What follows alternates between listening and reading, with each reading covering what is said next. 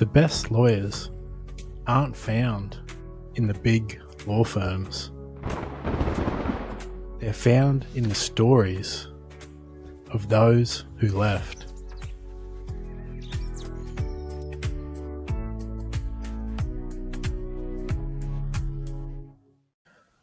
Chapter 7. The Flood. By noon, I'd booked 3 more reviews. By 3 p.m, 2 more deposits into my trust. By 5 p.m, my inbox was bursting with leads. And by 6 p.m, I was running purely on adrenaline. The inbox was a war zone. Every time I answered an email, 2 more arrived. LinkedIn messages, phone calls, text referrals. What had felt like a steady stream of work yesterday now felt like the damn wall had burst and the water was gushing toward me like a tsunami. At first, I felt immensely proud of myself. This is it. This is what I wanted. But the thrill faded as I stared at the growing list of matters needing my immediate attention. A creeping realization settled in. If I don't get control of this now, it's going to drown me. I barely noticed Courtney standing at the counter, watching me with a bemused expression. Hey, are you planning on eating at some point today? I muttered, still typing. Yeah. Courtney's volume increased. Babe, you've been yeah-yeahing me for 3 hours. Her words hit, jolting me out of my screen's glow. What? Her footsteps were soft but insistent, the chair scraping lightly as she pulled it out and sat down, flicking her eyes from my sandwich, still untouched, from when she had put it down hours ago, and then back to me. You're in full goblin mode, Jason. My voice cracked at the edges, too raw to hide how much I needed her to understand. I can't stop now, Court. This is it. This is exactly what we wanted. It's working.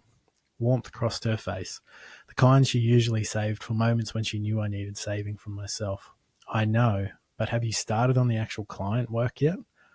I opened my mouth, then closed it. Her posture softened, but her eyes remained sharp, waiting for the real answer. Be honest. My throat was dry, the truth caught somewhere between my chest and mouth, refusing to move.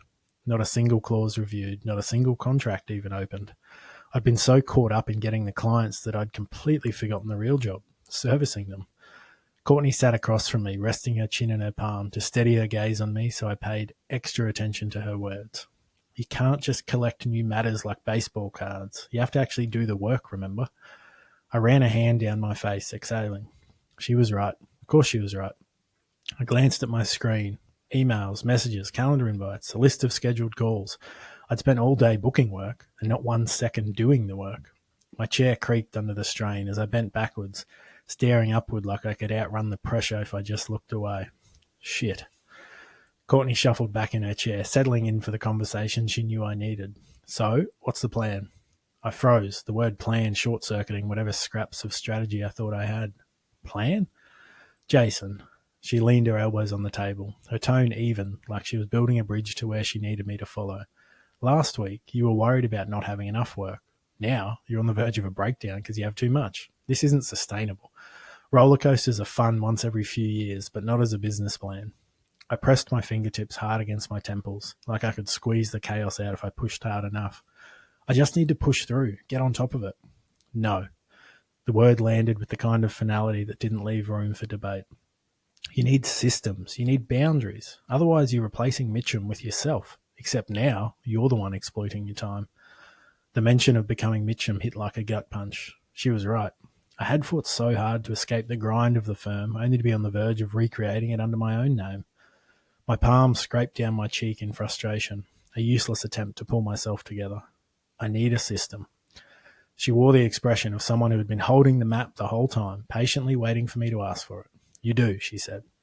I sat up straighter, grabbing onto the thread she was dangling. All right, what's the fix? She raised one hand like a teacher laying down ground rules on the first day of school. First things first, no more back-to-back calls all day. You need time blocks. Mornings for calls and business, development activities, afternoon for client work, evenings for family, or you might as well just go back to your job. I gave a mock salute, trying to match the seriousness of her tone. Understood. She barely paused for a breath, 2 fingers now raised as if marking an even bigger warning. Second, before you take any more work, finish what you already promised. Her voice trailed behind her as she slipped out the back door.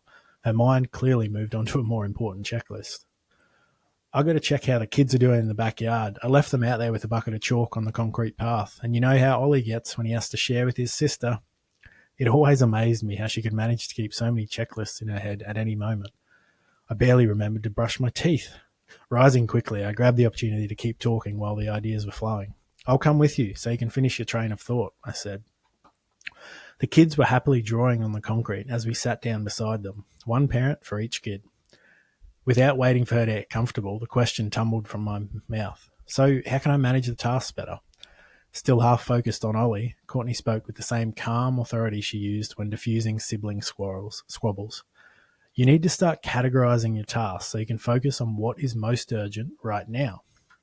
As she rubbed gentle circles on Ollie's back, his elbow knocked over the small plastic bucket, sending a cloud of chalk dust scattering across the concrete like smoke. I instinctively reached out to grab it. Too late. Courtney didn't flinch. She just brushed a few stray pieces off her jeans with the back of her hand and kept talking, her voice steady as ever, as if the chaos was just part of the background hum of life. I sat back, watching her for a moment. The calm in the middle of the storm I hadn't realised I'd been spiralling into. My next words came out a little shorter than the moment required. Okay, but what's the category? Picking up chalk from the bucket, she began sketching. Thankfully overlooking my tone, as she knew it was not directed at her, she sketched 3 columns. Urgent plus important, needs immediate attention, clients waiting on work. Important but not urgent, can be scheduled. It's routine matters and follow-ups. And weekly, things that need to be done weekly and have the potential to be automated or outsourced.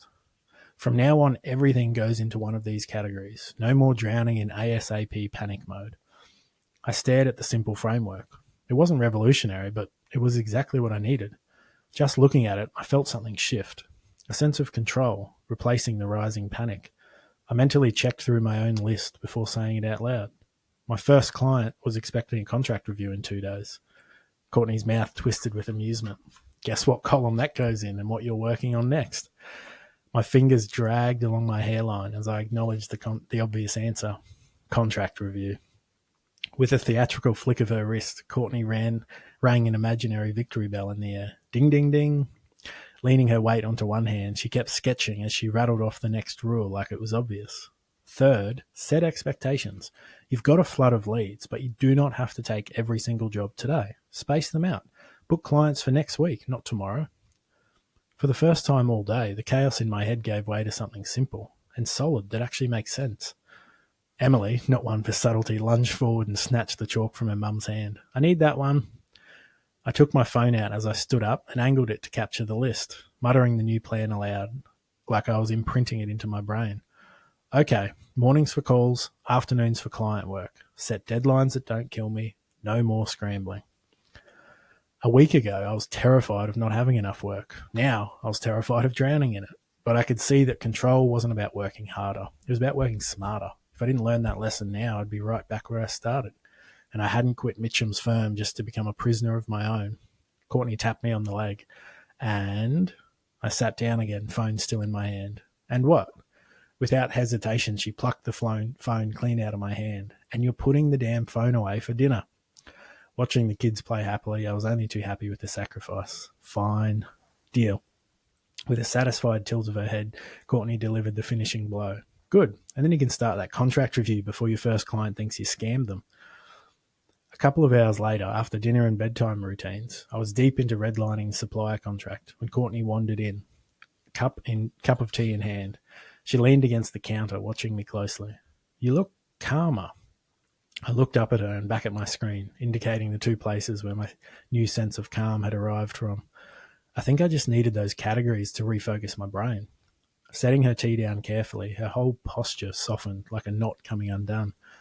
It's really nice to see you enjoying practicing law again. I lowered myself off my chair and onto one knee, offering a theatrical bow like a defeated knight. You were right, again. Going along with my game, Courtney looked down her nose at me, but there was a playful sparkle in her eye. I know. Now rise and get back to work, peasant. Standing back up felt like shedding a heavy coat I hadn't realised I was wearing. My calendar was full, my inbox active, and for the first time I wasn't just chasing success. I felt like I was handling it. Looking at Courtney, I allowed the thought to gradually dissipate, like air escaping a punctured balloon. You know, I think we might actually pull this off, I said, lowering her mug, studying me like she was weighing how much to let me off the hook. You already are, she said. Pointing her mug at me and then toward the hallway. And by the way, do you have an office? You have an office you can work from. You know, I'd like the dining table to be used as a dining table, not a surface to spread your mess. Clutching the disarray in my arms, a persistent smile on my face, I cheerfully called back as I made my way to the office. But I can get free advice when I sit out here. End of chapter. Bonus resource, the Cell.life weekly task prioritizer.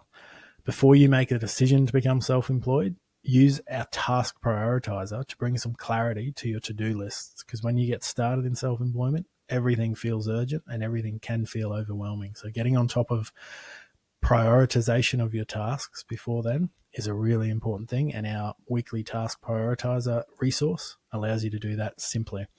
The link to download it is in the show notes.